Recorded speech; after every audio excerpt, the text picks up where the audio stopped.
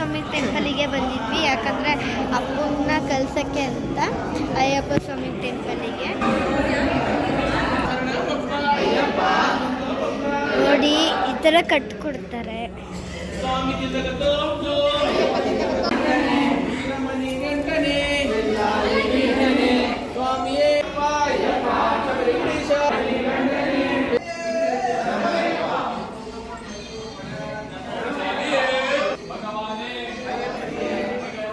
ನಮ್ಮ ಮನೆಯವರು ಶಬರಿಮಲೆಗೆ ಹೋಗಿದ್ದಾರೆ, ಅಯ್ಯಪ್ಪ ದೇವಸ್ಥಾನಕ್ಕೆ.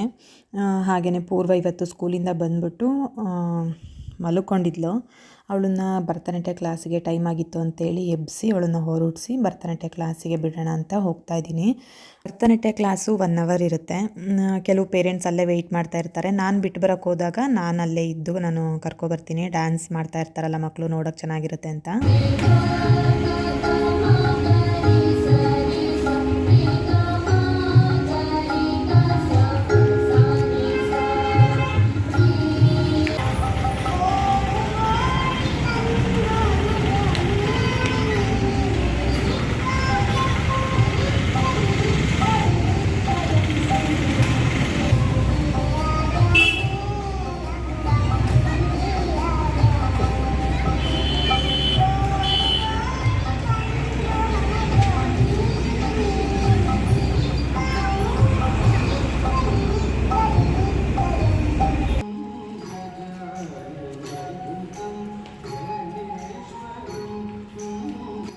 ಎಲ್ಲ ಮಕ್ಕಳು ತುಂಬ ಚೆನ್ನಾಗಿ ಡ್ಯಾನ್ಸ್ ಮಾಡ್ತಾಯಿದ್ರು. ಹಾಗೆಯೇ ಟೈಮ್ ಆಗಿತ್ತು. ನನ್ನ ಮಗಳನ್ನ ಕರ್ಕೊಂಡು ನಾನು ಮನೆಗೆ ಬಂದೆ.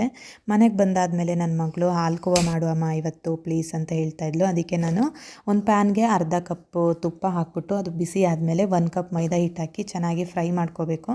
5 ಮಿನಿಟ್ಸು ಫ್ರೈ ಮಾಡಬೇಕು. ಆಮೇಲೆ 1 ಕಪ್ ಸಕ್ಕರೆ ಮತ್ತು 2-3 ಏಲಕ್ಕಿನ ಪೌಡ್ರ್ ಮಾಡಿಬಿಟ್ಟು ಅದು ಸ್ವಲ್ಪ ತಣ್ಣಗಾದಮೇಲೆ ಹಾಕಿ ಎಲ್ಲ ಕೈನಲ್ಲಿ ಚೆನ್ನಾಗಿ ಮಿಕ್ಸ್ ಮಾಡಬೇಕು ಅದನ್ನು.